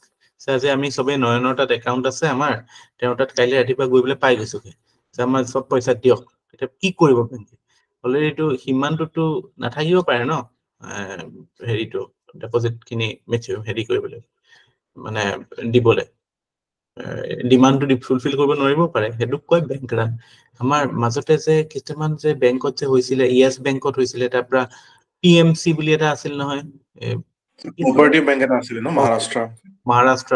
তাতে বেংক ৰান হৈছিলে হয় না সো যেতিয়া মানে কিবা এটা ক'বাত নিউজ এটা ওলাই এই বেংকটোৱে কিবা কিবি গণ্ডগোল কৰিছে এই কিবা কিবি নীৰৱ মোদীৰ কেছটো ওলাইছিল ন কিছুমান গণ্ডগোলে ডিপজিট দিছিল সো সেই বেংক তেতিয়া বেংক ৰান হয় সো এইবিলাক চেক কৰাৰ কাৰণে CRR SLR কামত দিয়ে বিকজ এটোৱে ডিসিপ্লিন ৰাখে ন বেংকক যে গোটেইখিনি পইচা যাতে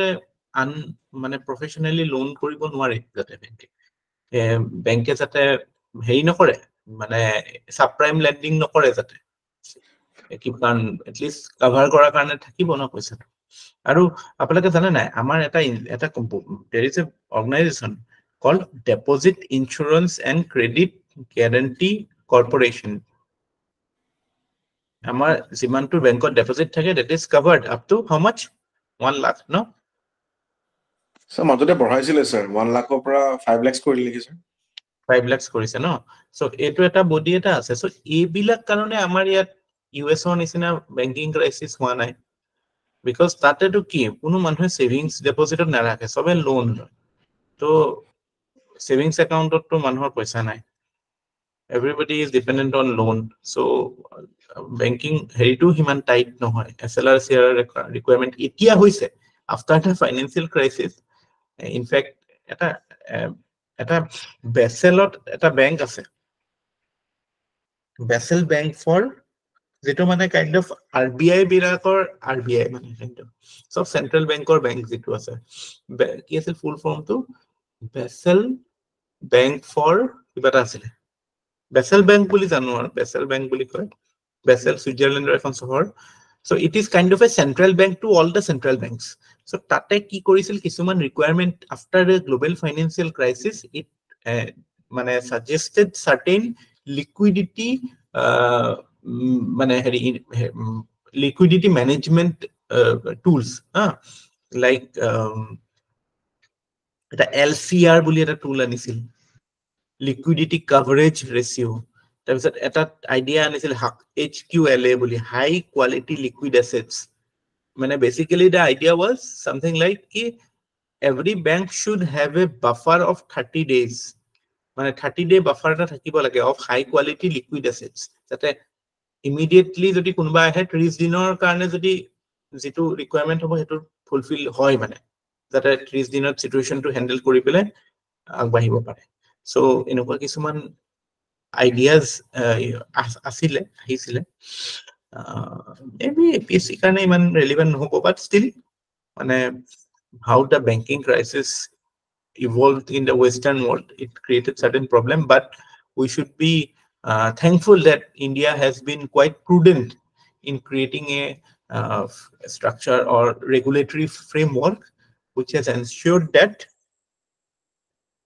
banks have not fallen in India like in the West. Amar yat apalage sauk na 18% is SLR,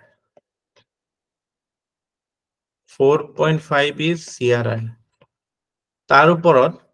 there is something called priority sector lending, that is 40%.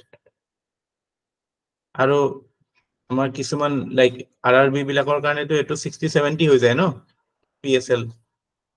So 70%. So baki karone thakil kiman jodi eto 70 hoy ephale 4.5 beleg 18 mane other mane profitable ventures bilakot to invest koribole paisa na thake. That is why kind of social responsibility fulfill kori taka nisinai hoy aru hoyo ebilak etu kane differential bank buli koy RRB bilakok মানে commercial bankot strictly নপৰে এটো ফালৰ পৰা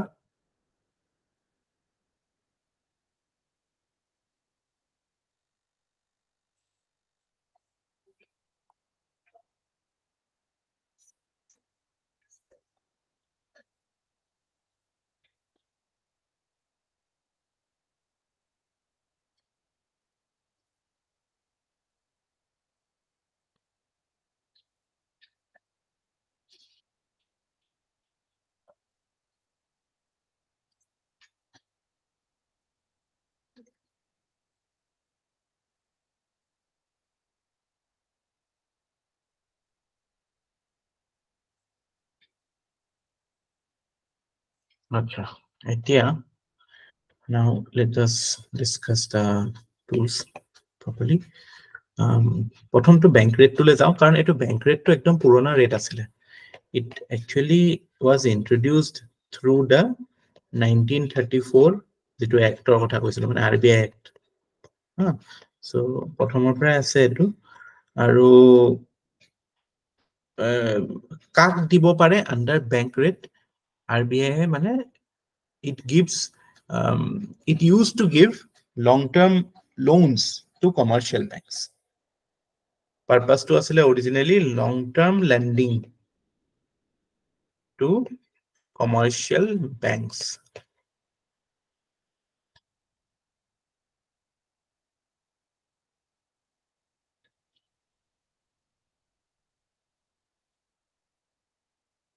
কিন্তু এতিয়া যেহেতু লং term lending or তো ইমান মানে হেৰি নহয় ইমান ডিমান্ডত নাই এতিয়া শৰ্ট টাৰ্ম লেন্ডিংত কাম হয় শৰ্ট টাৰ্ম লেন্ডিংৰ কাৰণে we have something called LAF, liquidity adjustment facility, which is basically repo rate কথা so তাত আমি শর্ট টার্ম লেন্ডিং মানে 14-day lending বা overnight lending এনেকুৱা থাকে so that is more effective for the banks. That is why bank rate is no longer relevant for the intended purpose that it was originally created. So banks use or RBI use the bank rate as a penal rate nowadays. That your bank kiba karone nijor requirement fulfill kora nai, then RBI imposes fine through or penalizes banks through bank rate. So obviously it will be a bit higher on the higher side of thakibo rate to.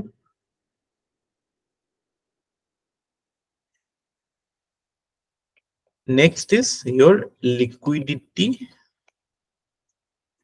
adjustment facility. Etu koi LAF boli.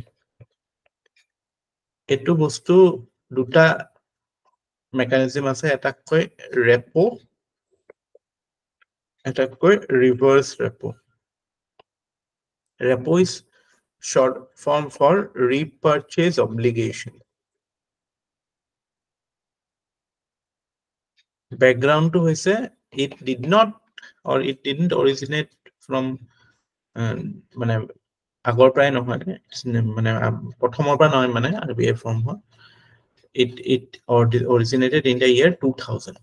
চনত আহিছিল so it's a very recent phenomenon এটুৱে ultimately monetary policy committee যে বহে এই ৰেটটো decide কৰিবলৈ এটু হেতু কাৰণে কি বুলি কয় পলিসি ৰেট বুলিও কয় ৰেপো ৰেট মানে এটু ডিসাইড কৰিলে এটুৰ প্লাস মাইনাস কিবা এটা ৰিভাৰ্স ৰেপো হ'ব প্লাস মাইনাস কিবা এটা ব্যাংক ৰেট হ'ব so this is the policy rate বুলি ক'লে ৰেপো ৰেট বুজায় ঠিক আছে তো what is repo rate or what is liquidity adjustment facility so it is a window through which RBI adjusts the credit demand in the market RBI marketor যেটো credit demand আছে মানে banks বিলাকক পইচা লাগে এবিলাক মিট কৰে কিন্তু কেনেকে কৰে by collateralizing government securities bilakok as a collateral use kori pele RBI jibilak bank bilakor daily mismatch hoy ba ebilak mane jetia short term period to karone lage that is how RBI does it so repurchase obligation mane ki actually repurchase obligation is a topic of commerce which is applied here so what it entails is that আমি কিবা এটা বস্তু বেচিলু বা কিনিলু with an obligation যে হেতু আকৌ যদি বেচু হেতু কিনিলম এটা পিৰিয়ডৰ পিছত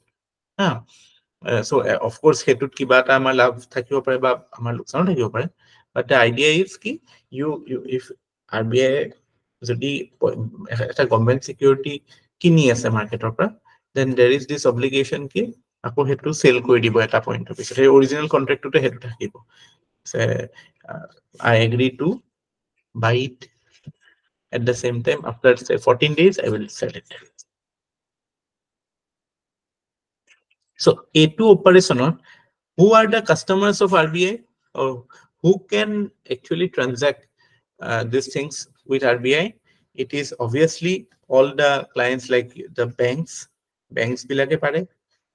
tar bisot jibilak mane non banking financial corporations hok LIC hok primary dealers বুলিও কয় বিলাকক কিছুমান গভৰ্নমেন্ট সিকিউৰিটি ডিল কৰা যিবিলাক মানে গ্ৰুপস আছে গভৰ্নমেন্ট এজেন্সিজ কলে ভুল হ'ব বাট these are like মানে যিবিলাক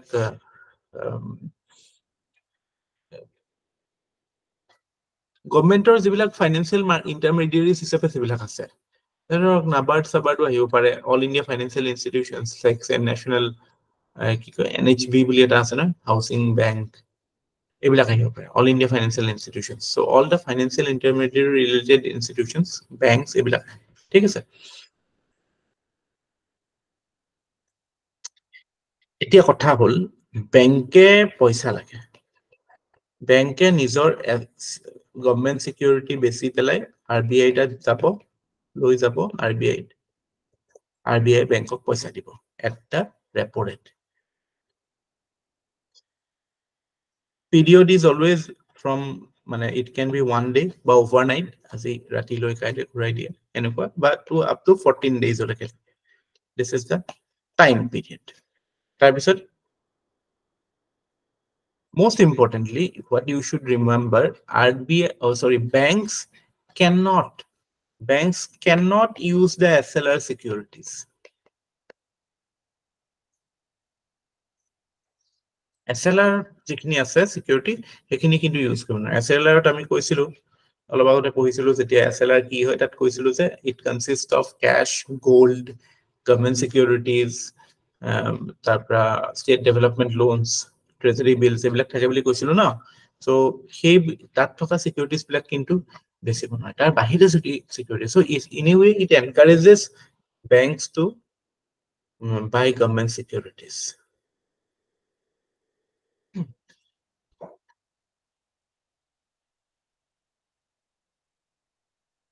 আমি এটা যে টাৰ্মৰ কথা কৈছিলো যেতিয়া ফাইনান্সিয়েল ইন্টাৰমিডিয়েৰিজ বিলাকে they are kind of induced to buy government security and that leads to by using public deposits and that leads to lesser profit for the public money এটো কিটা টার্ম এটা কৈছিল কি কৈছিল ফাইনান্সিয়াল কিবা এটা কৈছিল কি কৈছিল Sir, extra budgetary resources. Financial repression বুলি কৈছিল Financial এটা resources. আপোনাৰ মোৰ পইচা আমি ভাবিছিলো এলআইসি ভাল জায়গা ইনভেস্ট কৰিব কিন্তু এলআইসি যদি গভৰ্নমেন্ট সিকিউৰিটি হে কিনি আছে যেটো হয়তো হিমানটো প্ৰফিট নাই so in a way you are underutilizing the assets of public financial repression ঠিক আছে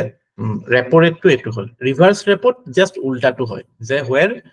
বেংকত যিখিনি এক্সট্ৰা ক্যাশ আছে যদি বেংকে ভাবে যে let me park it in RBI then they can do it for a short term obviously but again that will be collateralized মানে collateral বেংকে পইচাটো থলে RBI গভর্নমেন্ট সিকিউরিটিজ দিলে বেংকক তাৰপিছত কেইদিনমানৰ পিছত আকৌ ট্ৰানজাকচনটো উল্টা হ'ব লাগিব so reverse repo is মানে also a mechanism naturally reverse repo rate to RBI যেটো repo rate টুটকে কম থাকিব because RBI is dictating terms na so RBI wants to be at a profit so when they are lending then the rates will be higher and when they are borrowing the rates will be lower ইমান ভাল আছিল ন এনেকুৱা যদি আমাৰ ক্ষেত্ৰত হয়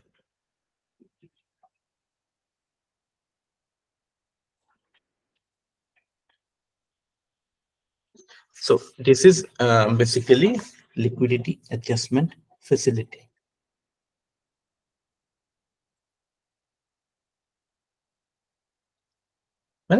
it is a signal to the market to adjust their lending rates borrowing rates banks bilakor khetrot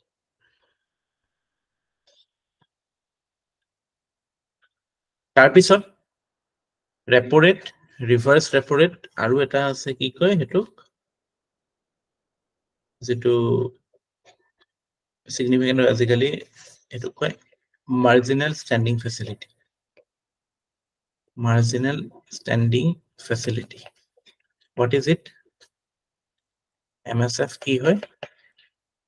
এটো again কেতিয়া আহিছে প্ৰথম কথা origin in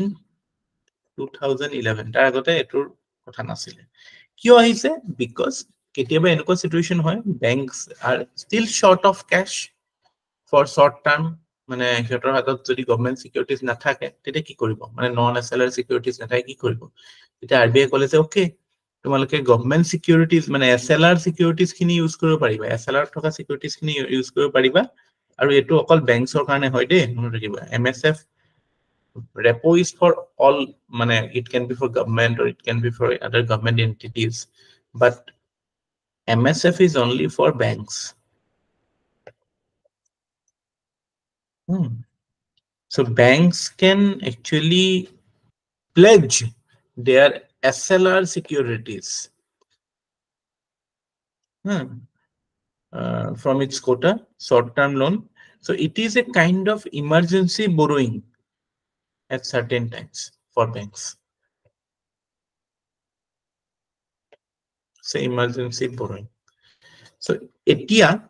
মানে the rate is basically something like is policy rate to RBI decide করে